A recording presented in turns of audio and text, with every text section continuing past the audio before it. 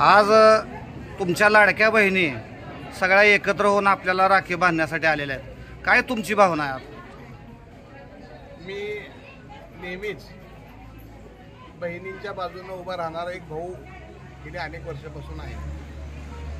महायुतीच्या राज्य सरकारने एक महत्त्वाकांक्षी निर्णय घेतला की लाडक्या बहिणीला राज्य सरकारकडून काहीतरी मदत मिळाली पाहिजे तिच्या भविष्यासाठी, म्हणून 1,500 रुपये महिना म्हणजे लाडक्या बहिणीला राज्य सरकारनं मंजूर केले आणि आज लाखोच्या संख्येनं आमच्या लाडक्या बहिणींच्या खात्यावर 3,000 रुपये जमा झालेले आहेत आणि त्यासाठी या सगळ्या लाडक्या बहिणी आज भावाची आठवण म्हणून या ठिकाणी मोठ्या संख्येनं उपस्थित झालेल्या आहेत आणि या सगळ्या बहिणी आज अतिशय समाधानानं आनंदानं या ठिकाणी राखी बांधण्यासाठी आलेल्या आहेत आणि त्यामुळं एक महिला वर्गामध्ये बहिणींच्यामध्ये एक चांगलं आनंदाचं वातावरण या ठिकाणी निर्माण झालेलं आहे।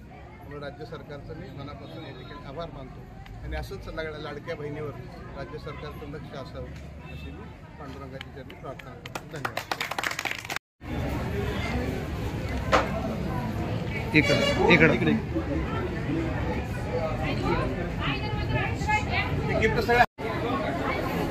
आज आपण लाडकी बहीण म्हणून सोन्याची राखी दिलेली, काय भावना आहे तुमचे भाऊ म्हणून? आज भाऊ म्हणून जे सांगायचं म्हणलं तर काय सांगावं हे सुद्धा कळत नाही। तर हे भाऊ जे आज या माझ्या बहिणी जे जमलेल्या आहेत त्या पहिल्यांदा सांगते, माझ्या भावानं माझ्या माता बहिणी जमल्या त्या ह्यांच्या डोईवर बांधला फेट्याचा तुरा आणि ही जलमलाय काकी साहेबांचा हिरा।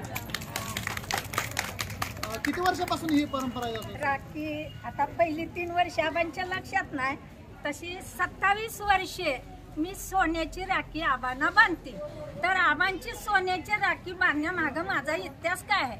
माझा सखा भाव मला खताला पैसे मागत होता आणि माझ्याजवळ पैसे होतं, मी दिलं नाही त्यांनी राखी बांधून घेतली नाही माझ्याकडून, म्हणून मी त्या दिवशी हे केलं की मला सोन्याच्या मोलाचा भाव आहे, तुला धाग्याची बांधते तर तू बांधून घेणार, मला सोन्याच्या मोलाचा भाव आहे।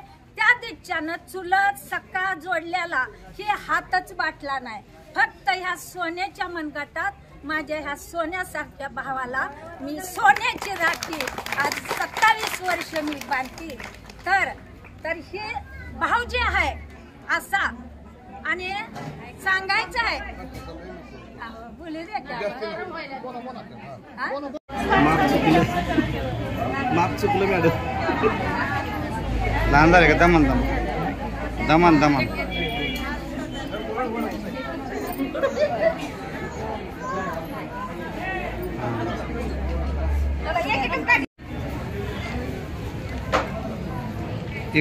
इकडे